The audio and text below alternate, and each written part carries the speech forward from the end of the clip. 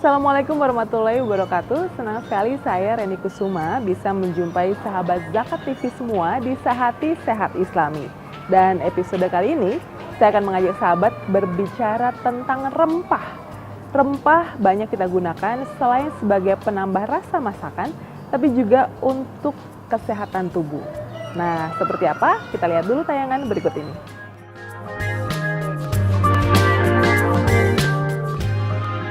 Suatu impian yang berharga bagi setiap orang memiliki tubuh sehat dan bugar.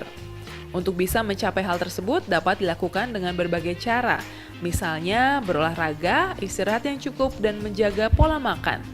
Namun, ternyata ada cara lain untuk bisa menjaga tubuh tetap sehat. Salah satunya adalah dengan mengkonsumsi rempah-rempah. Beberapa jenis rempah mampu membersihkan tubuh dengan mengeluarkan racun-racun di dalamnya. Indonesia dikenal kaya akan rempah-rempahnya. Rempah alami itu pun dimanfaatkan menjadi beragam produk tradisional seperti jamu-jamuan dan ramuan tradisional lainnya untuk kesehatan dan kebugaran tubuh. Temulawak, temu giring, lempuyang, kunyit, jahe, lada, dan cengkeh adalah jenis rempah yang sering dijumpai sebagai bahan baku jamu-jamuan. Dengan komposisi tertentu, rempah-rempah tersebut dapat menyembuhkan ragam penyakit, seperti masuk angin, mual-mual, penambah nafsu makan, hingga jerawat membandel. Cara pemanfaatan rempah tidak hanya dikonsumsi secara langsung seperti diminum maupun dimakan, tetapi melalui terapi mandi, pemijatan, atau bahkan penguapan. Tubuh akan menjadi sehat, bugar, dan juga rileks setelah melakukan perawatan dengan rempah alami. Kandungan zat-zat dalam berbagai jenis rempah bisa membuat peredaran darah mengalir lancar sehingga rasa lelah, pusing, bahkan insomnia dapat dihindari. Karenanya tidak heran banyak tumbuh salon kecantikan dan spa yang menawarkan kosmetika dan jamuan tradisional asli berbahan rempah. Namun tentunya komposisi rempah yang akan dikonsumsi harus benar-benar diperhatikan. Sebab bila dipakai berlebihan, bumbu rempah dapat menyebabkan gangguan pencernaan, bahkan usus buntu. Dan sahabat Sehati, saya sekarang sudah bersama dengan Dokter Putri Indahsari. Halo dokter, apa kabar? Dokter, kita mau berbicara tentang rempah. Rempah, sebenarnya kita sering mendengar ada rempah, ada herbal. Apakah sama sih rempah atau herbal itu? Pada dasarnya dia bumbu-bumbu ya yang kita tahu. Cuman kalau herbal itu kebanyakan dia dari daun. Jadi bagian daun dari tanaman itu. Sementara kalau rempah itu biasanya bisa bijinya, akarnya, batangnya, biasanya seperti itu. Nah kalau rempah sendiri kita akan fokus kepada rempah ya dokter ya. Rempah sendiri sebenarnya apa saja sih yang sudah kita sering kenal gitu, yang sebenarnya berkhasiat gitu untuk kesehatan? Banyak sih ya, di dapur sendiri juga pasti ada ya, nama jahe, kemudian kunyit, cengkeh, temulawak, lada hitam, banyak macamnya mbak. Itu yang paling sering kita lihat di dapur. Bawang merah, bawang putih juga bisa ya, yang paling sering kita lihat di dapur dan mungkin khasiatnya juga banyak gitu di antara rempah-rempah yang lainnya. Apakah memang rempah ini sangat menunjang bagi kesehatan tubuh, dok? Sebenarnya itu salah satu bentuk pengobatan alami ya, jadi atau juga bisa dibilang pengobatan dasar. Jadi sebelum kita mengacu ke pengobatan konvensional dalam arti obat atau bahan-bahan kimia, bahan-bahan seperti itu yang ada di rumah yang gampang kita temukan itu yang bisa kita pakai gitu. Jadi bisa dibilang juga ya penunjang untuk kesehatan kita. Baik dokter, nanti tahan dulu, saya akan berbincang lebih jauh lagi ya dok. Jangan kemana-mana, nanti saya masih akan berbincang dengan Dokter Putri, masih di Sehati, tentunya setelah yang berikut ini.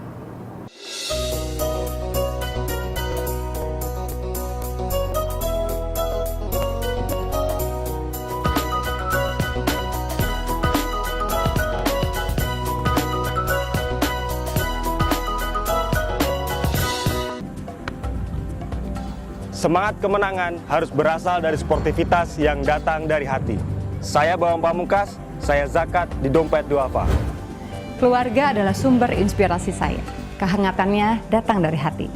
Saya Inneke Koesherawati, saya zakat di Dompet Duafa. Berbagi memudahkan rezeki, karena datang dari hati.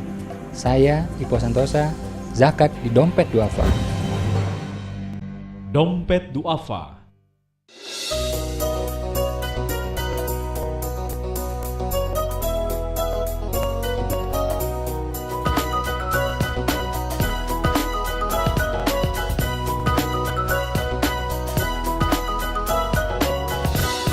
Masih di Sehat Islami, masih bersama dengan Dokter Putri. Dokter, jadi kenapa sih rempah itu bisa bermanfaat bagi kesehatan? Apakah memang zat-zat apa saja sebenarnya yang ada di rempah-rempah itu? Tiap rempah tuh beda-beda ya, tapi memang secara alami di rempah itu ada kita bilang antiinflamasi atau anti radang ya. Kemudian ada juga yang mengandung antioksidan atau untuk menetralisir radikal bebas. Kemudian ada juga yang hepatoprotektor, dalam arti dia dapat melindungi fungsi hati. Kemudian macam-macam sih ya Mbak ya, ada antipiretik juga, membantu menurunkan demam misalnya gitu, ada memperlancar pencernaan juga bisa. Jadi banyak, di setiap rempah itu mereka punya sifat-sifat spesifik yang dapat membantu kita untuk penyembuhan penyakit. Kadang-kadang kan ada juga nih ibu-ibu di rumah misalnya yang kayaknya kalau sakit ini bisa dia diobatin sama rempah ini. Kalau misalnya ternyata peruntukannya berbeda atau kita tidak menggunakan rempah yang cocok, apakah ada apakah ada pengaruhnya efeknya bagi tubuh? Selama tidak berlebihan sih pada dasarnya enggak, karena kan nggak mungkin kalau ada efek yang negatif terus kita pakai di masakan kan, itu nggak mungkin ya. Pada dasarnya sih enggak, selama dia memang setiap rempah itu dia punya zat fisik sendiri atau zat aktif sendiri yang mungkin beberapa ada yang nggak bagus untuk ginjal gitu ya. Tapi selama dipakai dalam taraf yang wajar, masakan kan nggak mungkin kita pakai dalam banyak ya, nggak masalah. Nah kalau misalnya rempah itu sendiri sebenarnya berfungsi sebagai penyembuh ataukah memang hanya penunjang pengobatan saja, Dok? Kalau menurut saya sih bisa berfungsi sebagai penyembuh dan penunjang ya. Karena gini, rempah itu sebenarnya kan juga penunjang kesehatan pertama iya. Kedua, dia dalam arti kita harus sabar. Jadi tidak bisa kayak minum obat pusing, kita minum obat pusing hilang dalam waktu 1-2 jam. Tapi kalau rempah enggak, dia biasa butuh minum rutin berapa kali sehari baru kita sembuh sakitnya atau gejala yang kita alami. Nah buat beberapa orang mungkin bilangnya nggak sembuh nih pakai ini kan gitu ya. Gitu, tapi kan itu kan juga bisa menunjang kesehatan kita. Saya pernah baca satu literatur yang bilang dalam tubuh kita gitu ya, yang penting itu 30% badan, 60% itu mind, 10% spirit. Jadi kalau kita pakai pengobatan konvensional biasanya hanya 30% kan berfungsinya. Nah begitu ditambahkan dengan rempah-rempah, itu bisa mind and spiritnya pun bisa tercakup gitu. Jadi jadi bisa membantu mempercepat penyembuhan seperti ini. Artinya memang bisa juga berasal dari pikiran sugesti ya? Jelas, karena kan kebanyakan penyakit berdasarkan dari pikiran kan. Kalau kita cuma pusing biasa tapi kita anggap enteng, mungkin hilang dalam waktu 1-2 jam istirahat hilang. Tapi kalau misalnya pusing terus kita pikirkan, aduh kok nggak sembuh-sembuh ya, aduh sakit apa ya gitu. Ada pasien yang bilang, aduh kanker otak nih jangan-jangan, udah pusingnya nggak hilang-hilang. Tambah parah. Nah kalau misalnya rempah itu sendiri, apakah aman untuk dikonsumsi berbagai usia, Dok? Sebatas dari yang saya baca aman untuk anak-anak di atas 6 bulan. Ya, untuk tapi juga rempah-rempah tertentu ya, nggak mungkin kan untuk anak 6 bulan kita pakai lada hitam, jahe kan nggak mungkin ya, pedes banget gitu ya, kan nggak mungkin ya. Aman sih dalam kadar tertentu ya, batas tertentu gitu itu aman. Pun juga aman ya. Oke, kalau misalnya ada juga efek rempah yang menimbulkan panas di badan, hangat gitu ya. Tapi ada juga rempah yang menimbulkan efek aroma. Apakah dua-duanya aman atau apa yang harus kita perhatikan dari dua sifat rempah ini, Dok? Balik lagi sih Mbak ya, sama nggak berlebihan semuanya insya Allah aman. Kayak jahe, kalau misalnya kita pengen badan itu enak, jahe bisa dibakar terus ditempel di tempat otot yang memang rasa sakit. Kalau misalnya kita pakai hanya 2 jari jahe dikeprek gitu ya, terus dibakar di gini ya, nggak apa-apa. Tapi kalau kita sampai beberapa jahe yang ada melepuh kan, udah gitu dilihat panasnya gimana dulu gitu kan. Kalau misalnya masih baru dari kompor terus ditempel ya itu jadi penyakit kan gitu. Pada dasarnya sih herbal dan rempah kan diciptakan sama Allah, nggak mungkin tanpa sebab ya kan. Jadi sesuatu yang alami di tubuh kita pun juga akan menghasilkan sesuatu yang bagus selama dalam dosis yang sesuai gitu, takaran yang sesuai. Kalau dari proses pengolahannya, apakah memang juga mempengaruhi kandungan dalam rempah itu sendiri, Dok? Kalau yang itu sih saya kurang paham ya kalau untuk pengolahan karena memang kan udah beberapa rempah jadi satu tuh ya, jadi satu kapsul kan sudah banyak itu ya sekarang kayak gitu. Cuman kalau untuk yang alami yang di ibu rumah tangga gitu biasanya kan hanya direbus atau dibakar gitu ya, itu biasanya yang paling banyak. Dibakar, direbus, digerus, dicampur dengan madu misalnya dengan teh gitu pengolahannya.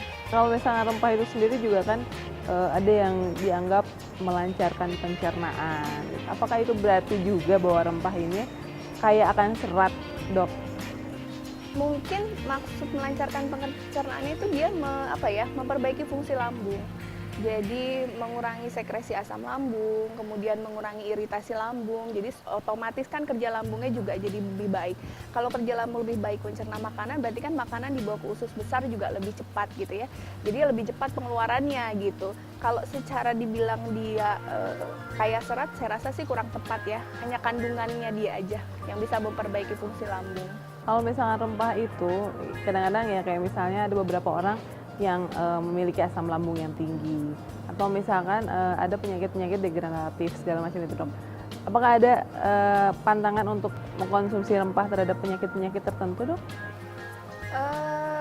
Selama ini sih saya baca justru tidak ya. Kayak misalnya cengkeh tuh ya, kalau nggak salah dia kan juga agak pedas ya. Tapi kan dia bisa dipakai juga untuk mengatasi iritasi lambung. Gitu. Terus lada hitam juga dia agak pedas, bisa dipakai juga untuk penyakit DM, diabetes, yang resisten insulin itu juga bisa.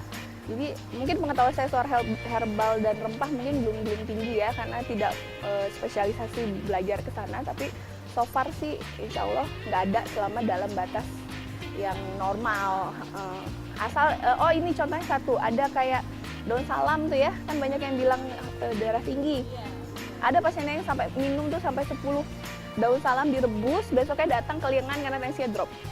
Itu kan berarti dia sudah berlebihan kan? Pada dasarnya kalau hanya 2 atau sampai 4 lembar daun salam yang direbus, dia bisa maintenance tekanan darah gitu. Oke, Dokter tahan dulu ya, nanti kita lanjutkan lagi. Baik sahabat Sahabat TV, nanti kita masih akan melanjutkan perbincangan saya dengan Dokter Putri masih tentang rempah. Jangan kemana-mana, tetap di Sehati.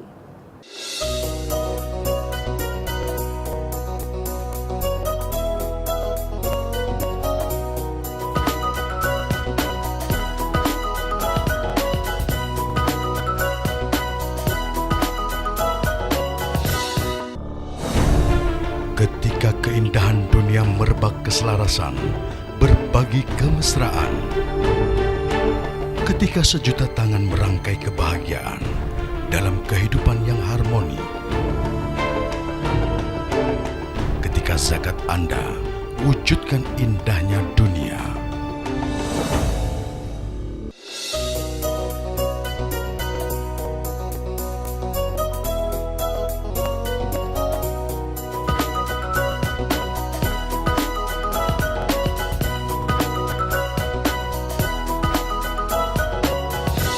Dokter, kalau misalnya ada juga pendapat yang mengatakan bahwa rempah itu bersifat menenangkan.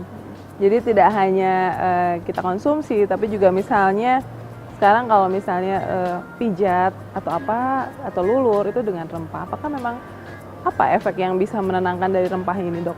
Kalau cewek kan biasanya kita pasti spa ya, Iya. luluran, massage gitu, itu kan aliran darah lancar gitu kan, terus pikiran juga enak. Relax aja gitu. Relax gitu. Jadi keluar, enaknya dipijit jadi sembuh, padahal belum tentu Belum tentu itu, betul. Sebenarnya karena zat-zat dari rempah itu pada dasarnya memperlancar aliran darah, otomatis metabolisme tubuh pun lebih bagus gitu. Jadi dia juga memperlancar kerja obat yang masuk, betul. Kemudian dokter, kadang-kadang kita mengkonsumsi, kalau misalnya obat ada batasan, tidak boleh dikonsumsi lebih dari 2 minggu misalnya, atau 1 minggu. Kalau rempah sendiri, apakah boleh dikonsumsi dalam jangka yang panjang? Dengan jumlah yang sesuai, takaran yang sesuai boleh. Selama dia balik lagi yang hal normal lah, di sini sama minum air putih yang banyak. Karena itu kan punya zat aktif ya, yang bisa menumpuk di ginjal misalnya, atau di hati misalnya. Kalau kita minumnya tidak banyak, proses pengeluaran racun dalam tubuh pun kan berkurang kan, Betul. Cuman so far sih herbal atau rempah diminum dalam jangka panjang itu boleh. Oke, kadang-kadang rempah ada juga yang dibentuk dalam bentuk jamu gitu ya. Apakah sebenarnya yang sudah dikemas atau sudah diolah ini tidak alami lagi, tidak murni alami, aman untuk anak-anak, Dok? Kalau menurut saya sih ya, kalau saya pribadi nih ya, untuk jamu-jamu itu lebih baik dipastikan dulu jamunya dari mana. Karena kan punten kadang orang-orang jamu simbo, Iya. gitu ya. Kalau jamu simbo yang memang cair yang dia bikin sendiri itu nggak masalah. Tapi jamu bubuk-bubuk itu kalau memang belum ada badan pomnya, belum diteliti sama kita ya lebih baik nggak diminum kalau untuk anak. Kalau menurut saya gitu ya. Tapi memang ada beberapa jamu yang nggak usah disebut mereknya yang memang bisa dipakai untuk anak, silahkan. Karena berarti sudah ada penelitiannya, nggak mungkin kan berani ngeluarin iklan kalau badan pom sendiri belum setuju. Nah, cuman batasnya paling tidak di atas 6 bulan lah. Di atas 6 bulan anak-anak. Diharapkan kan pencernaan anak di atas 6 bulan dia sudah bagus gitu ya.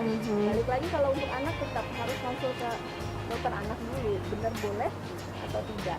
Oke, itu aja. Oke dokter, terima kasih banyak buat waktunya siang ini.